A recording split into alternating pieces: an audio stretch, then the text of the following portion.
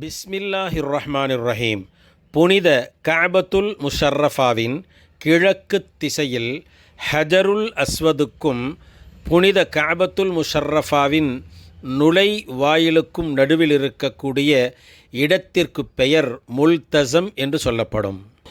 முல்தஸம் என்றால் பேரன்பாளன் பேரருளாளன் எல்லாம் வல்ல இறைவனிடத்திலே வலியுறுத்தி கேட்கும் இடமாகும். இந்த இடத்திற்கு வந்து தம் நெஞ்சையும் தம் முகத்தையும் இரு உள்ளங்கைகளையும் பதித்தவர்களாக அல்லாஹ்விடத்திலே அல்லாஹும்ம இன்னி அஸ்அலுக பிரஹ்மதிக் அல்லதி வசிஅத குல்ல ஷைஇன் அன் தக்ஃபிர லி ذنبي வதர்ஹம்னி இன்னக அன்தல் கஃபூருர் ரஹீம்.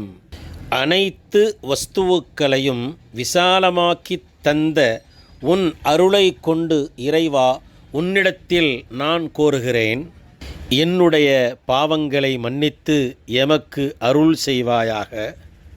இறைவா, நீ நிச்சயமாக பாவங்களை மன்னிப்போனாகவும் அருள் செய்பவனாகவும் இருக்கின்றாய். அல்லாஹும்ம ஆமீன் யா ரப்பல் ஆலமீன்.